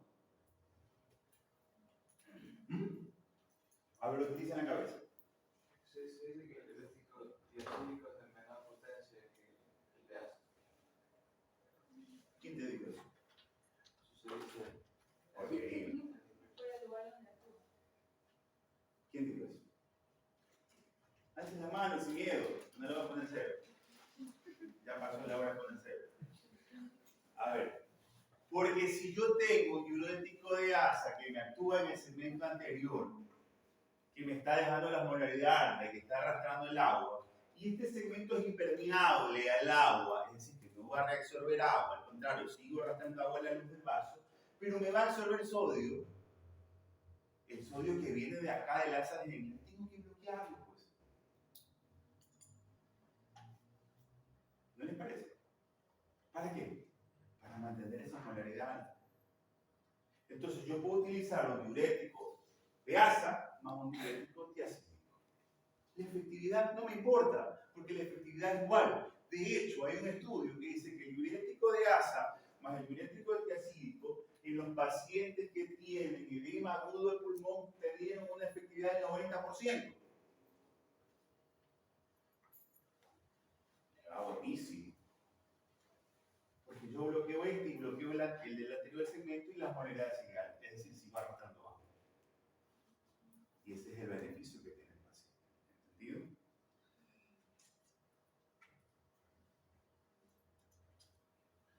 Bueno, entonces vamos a hablar un poquito, porción inicial. Ya hablamos de que está constituido por una bomba de sodio-cloro, que es un cotransportador, que se encarga de la reabsorción de estos segmentos y que es impermeable al agua. ¿Verdad? Fisiológicamente, ¿qué es lo que va a hacer? A seguir bajando la molaridad. Fisiológicamente. Pero si yo le bloqueo, sigue la molaridad alta y peor si le doy un diurético, sigue la molaridad alta, el diurético de ácido. ¿Ya? Y es el segmento denominado segmento diluyente, porque sigo absorbiendo solutos y no reabsorbo agua. ¿Verdad? Ahora, estos segmentos, este segmento inicial también se caracteriza por reabsorber otros tipos de electrolitos, magnesio predominantemente, el calcio, el sodio y el potasio por la carga que se está arrastrando y por el agua que se está arrastrando, perdón, por la carga que se está arrastrando hacia el espacio intersticial. Permite el paso de estas moléculas por vía paracelular. ¿Sí? Bueno, entonces este es el segmento más importante. Tenemos el túbulo distal, que es donde proviene. Túbulo contorneado, porción distal. O final. De la yema. ¿Se acuerdan que yo les dije que cuando veamos esto van a entender por qué producían estas cosas? Bueno, ahí está. Entonces, porción final y porción cortical que proviene de la yema ureteral tienen diferentes funciones. Tienen células principales y células intercalares, lo que leyeron, lo que no vayan a aprender. Las células principales son hormonodependientes. Dependen de estas dos cosas, ADH y aldosterona. ¿Para qué? Para reabsorber agua y sodio o secretar potasio. Y son las hormonas que se encargan de ¿qué? De mantener el agua, de eliminar el agua o de mantener el nivel hidroelectrolítico. Y las células intercalares, que son las que van a dar o van a desempeñar una función importante en el metabolismo ácido-base. ¿Ya? Las tipo A, especialmente, que actúan en la acidosis metabólica. Eso les digo. Tipo A, acidosis. Tipo B, alcalosis. ¿Verdad que es fácil? Fácilísimo. ¿Quién les explicó así? Entonces, bueno, hay que explicarlo a ustedes así porque entienden. Entonces, vamos a hablar de las células principales, hormonas dependientes de estos dos tipos de hormonas, aldosterona y ADH. ¿Cómo empieza la huevada? Aquí empieza que nosotros tenemos un estímulo. ¿Y por qué son hormonas dependientes? Porque si yo tengo un paciente que tiene una deshidratación por cualquier razón, o por una shock hipovolémico, o por un lo que sea, se activa a nivel del hipotálamo la segregación de qué sustancia. Esa es la explican bien cuando hablan, secretan ADH. ¿Y qué es el ADH? Es la hormona que provoca la sed en el paciente. La absorción de agua. Eso, ya te iba a tirar el marcador. Entonces la ADH lo que hace es reabsorber agua en estas células principales. Entonces ellas actúan sobre la sensibilización de las acuaporinas tipo 1. Ellas las sensibilizan y permiten la entrada de agua. ¿Ya? Lo contrario, una vez que se activa la ADH o el SAP, ¿verdad? Que es sistema, termina, aldosterona, que se activa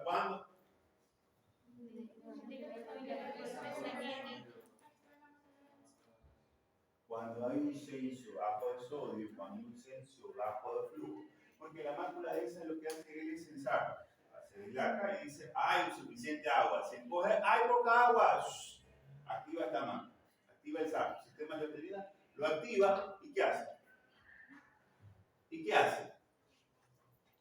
Ella se siente disminuido de tamaño, ella se activa al sistema de aldosterona y va a generar, ¿qué va a generar?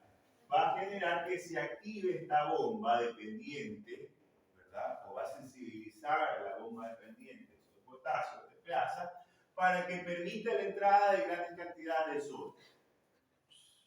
La mayor cantidad, ¿verdad? Entonces, esto es lo que pasa cuando yo tengo una patología especial, como son, si la han escuchado, la diabetes. ¿Y qué es la diabetes?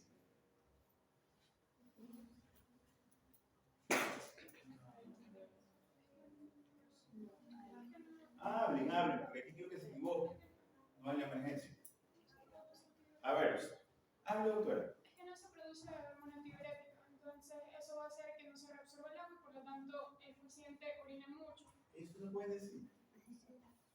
No tengan miedo en hablar, equivóquense aquí. Entonces, es lo que mencionó la doctora. Si yo no tengo este bloqueo, yo no tengo esta hormona, no sensibilizo, ¿ya? No sensibilizo la reabsorción, voy a hacer que el paciente haga que orine mucho más. Entonces, eso se llama diabetes insípida. El paciente tiene una poliuria importante. Lo contrario de...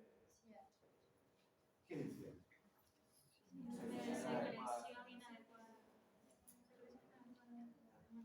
Entonces, esto es lo que pasa en las células principales.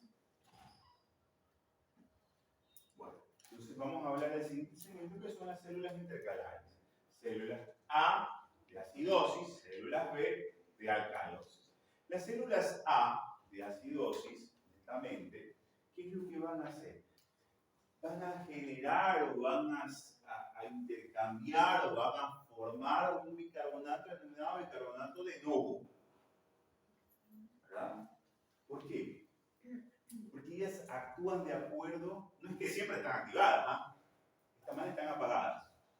Ellas se activan en el momento en que se sensa el pH. ¿El pH sanguíneo cuánto es? De 7.35 a 7.45. Entonces, cuando se activa o se sensa este hidrogeniones, porque el pH es el algoritmo negativo de los hidrogeniones, cuando se activan estos hidrogeniones, ¿ya? Y generan las patologías denominadas acidosis, se activan las células tipo, ¿verdad? ¿Por qué? Porque si yo hablo de acidosis, ¿qué tengo más? Hidrogenión en el cuerpo, ¿verdad? Entonces, ¿qué va a pasar? Yo lo que tengo que hacer es segregar hidrogeniones, botar hidrogeniones. Entonces, se activa, elimina el hidrogenión, ¿ya? Bajo un canal de hidrogenión dependiente de energía, como es el ATP, y también a través de un canal dependiente o un antipor dependiente potasio-hidrogenión. ¿Ya? Esta es la forma de yo poder eliminar. ¿Y por qué se activan? Por eso es que son dependientes de ATP, porque están en contra de un evento que está pasando. Entonces, si yo estoy en contra de un evento que está pasando, yo tengo que generar mayor energía para eliminar. Por eso este paciente acidótico se cansa. Señor, no se duerma, porque está consumiendo gran cantidad de energía para tratar de mantener los niveles intracelulares, los niveles metabólicos de todo el cuerpo. ¿Sí lo entienden, verdad? Entonces, ¿por qué? Porque aquí estamos en contra de un gradiente. Yo quiero botar a este man porque lo tengo mucho. ¿Ya? Entonces yo lo hago en contra de mi gradiente. ¿Sabes qué, flaco? Ándate, es el típico borracho que no se quiere ir del bar. Y vino más bien suave, y le mete una patada y lo bota. Lo mismo pasa. Este es el borracho que no se quiere ir del bar. ¿Ya? Y este es el que no está tan borracho que lo dejan meter para que siga chupando. Entonces se va en contra del gradiente, a la fuerza. Pero la fuerza que le da es el ATP. O sea, aquí no depende de canales de voltaje. Existe también la eliminación del cloro para mantener la negatividad de este segmento. Porque si yo boto hidrogeno, yo tengo que mantener no siempre positiva la luz, porque me voy a generar un conflicto. Entonces activo los canales de cloro. Entonces comienzo a eliminar cloro. Por eso es que el paciente tiende a hacer las acidosis metabólicas. Se clasifican en... Me alegro mucho, pero aquí no me alegro. Entonces, ¿qué pasa? Si yo tengo mucho hidrogeno, ¿ya? Yo comienzo a generar un bicarbonato netamente de nuevo. ¿Cómo? Porque acuérdense los tres mecanismos que generaba la acidosis metabólica. Primero, el bicarbonato tisular en milisegundos que se activa. El segundo es el respiratorio, hiperventilación, es decir, elimino CO2. Y el tercero es el renal, que es este. Uno, el tubular proximal, que reabsorbe más, y este que forma bicarbonato de nuevo. Pero en el momento que, como son mecanismos compensadores, se va a cansar el paciente. El paciente no siempre va a estar... Por eso que lo entuban, porque se cansan los músculos accesorios para mejorar la ventilación y acumula CO2 el paciente. Como el paciente está acumulado, está hipocármico, este paciente tiende a formar CO2 en grandes cantidades en mi cuerpo. Ese CO2 lo meto a mi célula, lo uno con el agua, con la anhidrasa carbónica y formo el ácido carbónico. Lo desdoblo en hidrogenión y lo desdoblo en bicarbonato. Y formo el bicarbonato de nuevo. ¿Verdad? Y a la vez lo intercambio por cloro. ¿Por qué? Porque quiero mantener también, regular la positividad de la luz tubular. A lo mismo acá. Reabsorbo el potasio lo paso hacia acá para mantener regulados los compartimentos. Entonces, esto es en el caso de una acidosis metabólica. Secreta hidrogeniones, reabsorbe bicarbonato y secreta potasio. Lo contrario es las células tipo B, que son las células alcalóticas, que es la alcalosis, es decir, que hay mayor bicarbonato. Muy bien, entonces aquí es lo contrario, tengo que botar bicarbonato. ¿Verdad?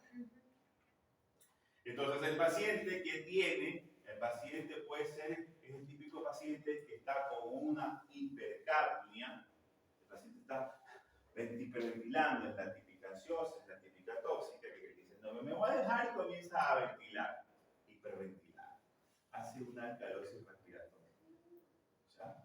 Y eventos digestivos que pueden ser una alcalosis metabólica, que ya la veremos cuando veamos ácido base. Entonces esto pasa, se reabsorbe el CO2, ¿verdad? Porque este es el metabolito conductor y preformador de los hidrogeniones. Entonces yo entro, formo ácido, divido hidrogenión, como necesito hidrogeniones dentro de mi cuerpo, los reacciono reabsorbo y este lo elimino, el bicarbonato. ¿Verdad? Entonces, y aquí yo comienzo nuevamente, miren, que pasa lo contrario. Ese es el man que está en el bar, borracho, ¿se acuerdan que yo les decía? Pero aquí es lo contrario, él quiere entrar a vuelta. Y ahora sí, lo entran en contra del gradiente, el hidrogenio. Lo vuelven a meter a favor de dependientes de ATP y vuelve el cloro ya no a salir, sino a entrar. Es lo mismo, pero dijo un alumno, pero al revés. Entonces, secreto bicarbonato, secreto bipotasio y reabsorbo hidrogenio. ¿Entendido esa parte, verdad? Y bueno, entonces es un estudio, es una gráfica donde vemos nosotros todo lo que ya hemos hablado, ¿verdad? Hablamos de glúbulos que se absorben glucosa, que se absorben agua, y aquí solo se absorbe agua, acá se absorbe solutos, aquí hablamos que se absorbe lo que es cloro especialmente, y lo que es el sodio, acá hablamos que son las células hormonas dependientes, y si van viendo la molaridad cómo se va transformando. Acá 30, ¿verdad? 300, 600, 90, 120, porque aquí lentamente se reabsorbe mucho más agua que habitual. Entonces, el transporte máximo tubular es un rango que yo siempre digo, que es lo que uno tiene que tener siempre en la cabeza. ¿Ya? ¿Qué es el transporte máximo tubular? Es la capacidad en miligramos, en minutos, que tiene un túbulo en reabsorber. Como por ejemplo, me tomo la molécula de la glucosa. Es proporcional a su concentración en el plasma hasta que alcanza el transporte máximo de 375 miligramos sobre minuto. Por encima de este límite, la glucosa aparece en la orina, o glucosuria. ¿Qué es lo que quiere decir? Que el túbulo, este es el tope máximo que puede reabsorber. Esto es nuevo también. Está calentito. Porque se hablaba de 200. Sí, yo me aprendí eso. 200 miligramos. Este es nuevo. Esto, la semana pasada se habló de esto muchísimo. Y se habla de que ya es máximo 375 miligramos por mililitro que se puede reabsorber. Ese es mi tope. Por encima de eso, yo ya no puedo reabsorber. ¿Dijo? Que se elimine. Me bloqueo y dejo que se elimine. Llego a ese tope y el restante se tiene que eliminar. Y esa es la glucosuria que nosotros conocemos. El umbral renal es la concentración plasmática entre 250 y 300 miligramos que se puede saturar el cotransportador de una sustancia, es decir, que se reabsorbe el 100%, entonces aparece en la orina. Y aquí está un ejemplo.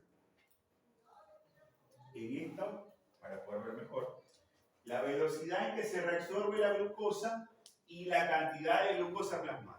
La velocidad que es máximo 375. ¿Ya? Es como cuando uno va en la autopista y te dice 100 milímetros, 100 kilómetros por hora, ¿no? Entonces tú vas a 120. Vas a 120 y te para el ATM. Pero este ATM no lo puedes sobornar. Este ATM te dice te vas al canchón flaco. ¿Verdad? Entonces, este es el límite permitido de absorción de glucosa. Si yo me paso por debajo del rango, este restante se va a comenzar a eliminar y el paciente presenta poliuretas.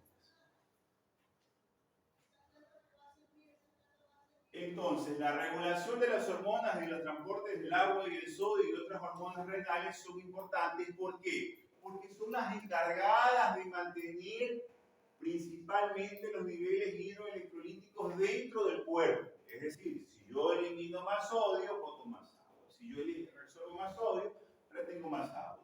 Y va a depender de un sistema de las hormonas reguladoras, como es el sistema renina-angiotensina aldosterona.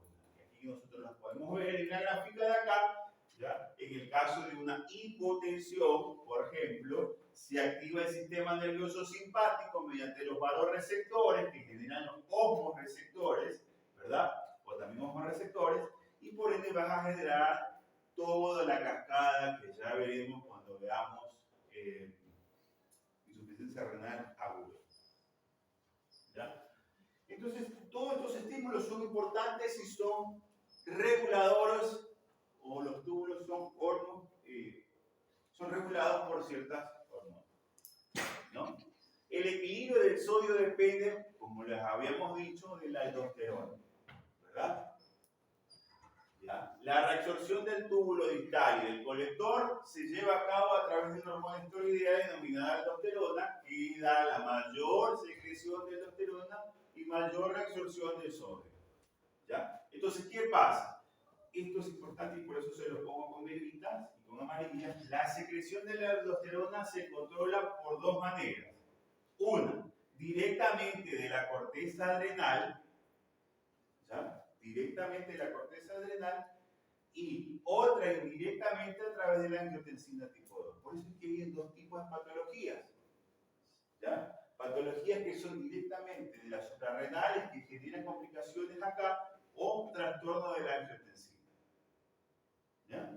Ahora, los estímulos que actúan sobre la corteza suprarrenal aumentan la concentración intracelular de potasio, aumentan la osmolaridad del espacio intracelular.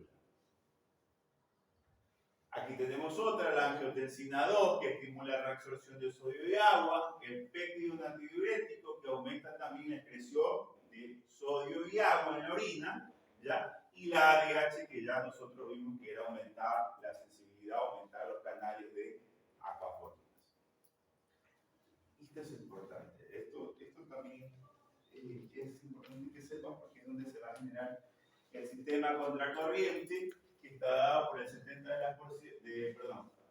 del 70 a 80% de las corticales y el 30%. ¿Y cuáles son las importantes? Son estas, las profundas, las que provienen del mesodermo. Las que se acuerdan que yo les explicaba que el mesodermo estaba acá arriba y formaba las primeras nefronas, son estas, las yuntas glomerulares. Son las que van a dar la osmolaridad mediante el sistema contracorriente. ¿Y qué entienden ustedes por sistema contracorriente? Una va para una dirección y la otra para otra dirección. ¿Vamos? O sea que es como que hay dos vías. Una va a una dirección y la otra va hacia otra. ¿Pero qué hace? ¿Cuál es la función?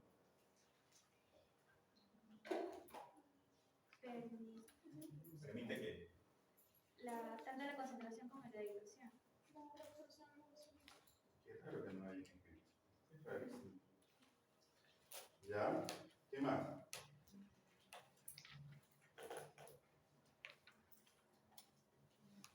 ¿Qué más, chicos? A ver.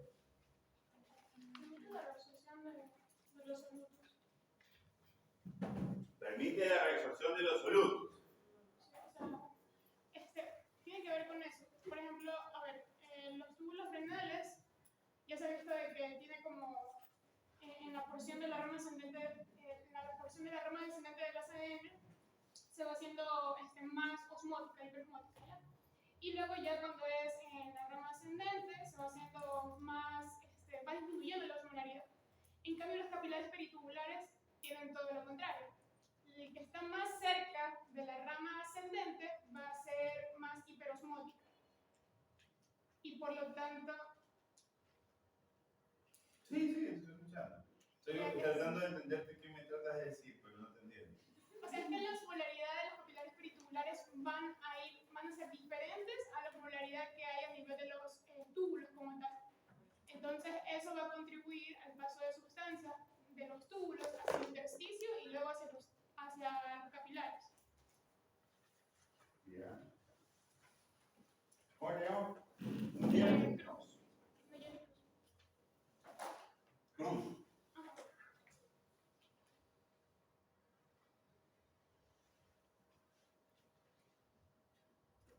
A ver, para que puedan entender. Vamos a ver, Hegler. No se preocupen, que esto es fácil. Vasos provenientes de los vasos, digámosle así, para que puedan entender todos, vasos corticales, vasos periculares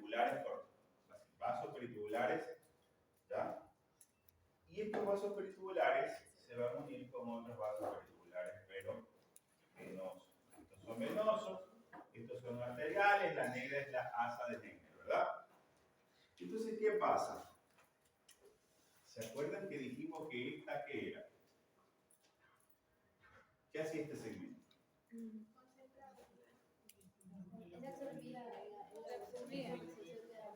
H2O. ¿Verdad?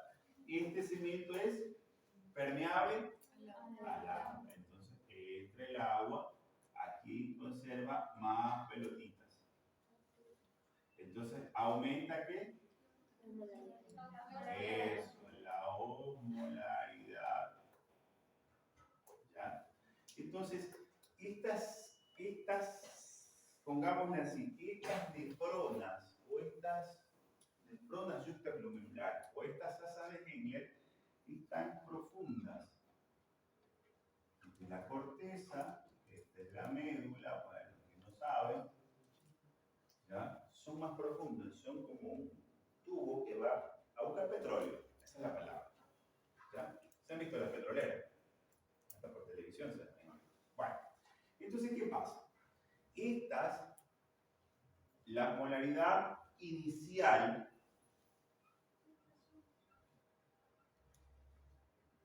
¿qué digo 300? Comienza con 300 y va cayendo, va aumentando.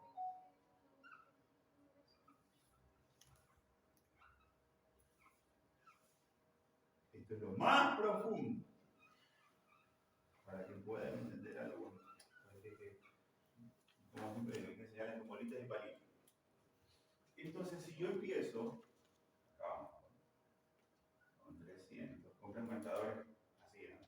Para poderles explicar. Profundo. Ya. Yo digo, si yo aquí reabsorbo agua, ¿verdad? Reabsorbo agua, y estoy teniendo concentrados absolutos mayores, es decir, me aumenta la osmolaridad, este segmento lo que va a hacer es aumentar la osmolaridad. Es decir, que va a ayudar o va a favorecer que esto pase a 400, pase a 600, pase a 800, pase a 1000, ¿verdad? ¿Por qué? Porque aumenta la osmolaridad. ¿Por qué? Porque tengo más solutos. Para que me entiendan. ¿Sí me cabe? Sí. Ya. Entonces yo tengo más solutos. Porque eso es agua así porque en el no va a demorar más. Entonces yo tengo aquí más solutos. Este es el segmento no dilutor o concentrador, como yo me lo aprendí. Concentrador. Es decir, que dejo solo solutos. Esta es la osmolaridad. Esta es la médula que tiene esta osmolaridad. ¿Ya? Entonces, ¿qué pasa aquí? Si yo tengo más osmolaridad en este sitio dado porque estoy sacando más agua al intersticio, pero en realidad no se va al intersticio, porque aquí viene la luz de la célula, el túbulo, este es el túbulo, la luz del túbulo, entra intersticio y va directo al vaso. Es decir, el agua no se queda en la médula, se va al vaso. ¿Sí me entienden? Ya. Entonces, de aquí hablamos que este segmento es el segmento grueso. No me lembro, para que se pueda entender. Este es el segmento grueso. Este segmento dijimos que era impermeable al agua, es decir, yo no reabsorbo agua, pero sí reabsorbo ¿qué? Solutos. Entonces aquí la osmolaridad comienza ¿qué? A disminuir. Entonces la osmolaridad o segmento dilutor, como algunos le llaman. Entonces la osmolaridad de 120 va subiendo. Pero es muy importante que por qué aquí vamos a ponerlo con otro color, aquí esto, ¿qué me hace que se mantenga en este segmento? mantenga esta molaridad acá abajo. ¿Qué lo hace? Porque yo dije que de aquí de la célula pasa acá al vaso y del vaso vuelta pasa acá al agua y así sucesivamente. Esto se reabsorbe el agua, esto se reabsorbe el soluto, pero ¿qué hace que el intersticio tenga 1200 en esta profundidad? Eso. Entonces hay algo que se llama reciclado de urea. Es el que se encarga de mantener la concentración de la médula renal. Que si hay alteración en el reciclado de la urea, como lo vamos a ver más adelante, que se da a nivel del segmento. En la parte medular del túbulo colector. Es. Esta no se sabe el problema. Acá. Se reabsorbe urea para mantener la molaridad en 120. En el segmento del túbulo colector. ¿Sí vieron? Sencillitos. Y tuvieron 4 horas para poderlo leer. Y no lo entendieron. Entonces, vamos a hablar y ahora sí vamos a tratar de despejar toda esa que les expliqué. El gradiente osmótico corticomedular, porque como se lo expliqué, la corteza de la médula, es un gradiente osmótico es un gradiente de la molaridad del líquido intersticial, porque aquí nos centramos en el líquido intersticial, en este espacio. ¿Ya? Entonces, tenemos que la molaridad comienza con 300 milimoles por litro. Esta es la molaridad, aumenta progresivamente desde la corteza, como les dije, hasta la médula. Es decir, la médula es, ¿se acuerdan que yo les dije que la corteza es iso, hiper o hipo? Iso. ¿Y esta? Hiper. Ahora sí entienden por qué es hiper, ¿verdad? Es hiper porque es hiperosmolar, va a dar especialmente las concentraciones de mayor osmol, es decir, que va a dar una orina más concentrada. Si es de menor osmolaridad, es una orina más diluida. Entonces, ¿quién me va a dar esta concentración o quién me va a dar esto? Son los mecanismos que se encargan de mantener la hiperosmolaridad. La multiplicación de contracorriente y el reciclaje de la urea. Contracorriente, como les dije, que es el que se encarga de absorber el agua y de absorber el soluto. Eso es el contracorriente. Y el reciclado de la urea, como se lo dijo la doctora, del túbulo contorneado a mantener la molaridad intersticial de la médula. El ultracorriente, las funciones del asa de Hengler, especialmente en el sodio y el cloro, que se ubican especialmente en la región más profunda del intersticio y que tiene dos pasos o dos efectos, un efecto único y un flujo de líquido tubular, que lo vamos a ver. Entonces aquí lo vemos en una grafiquita mejor, no como esa porquería que hice yo allá. Aquí lo vemos, ¿verdad? El segmento que sale el agua, se reabsorbe el agua se reabsorbe lo que son los vasos rectos y se mantiene. Pero la molaridad de acá, del túbulo, se concentra, es decir, la molaridad incrementa. ¿Y qué hace que esta agua no se quede aquí? La urea, que son las pelotitas negras que están afuera. Y hace que esta agua pase al vaso. Porque la molaridad aquí es alta, 1200. Y tiene que compararse a la misma molaridad parecida a la de acá, a la del tubo. Entonces, esta agua pasa directamente al vaso recto o al vaso ventricular. ¿Ya?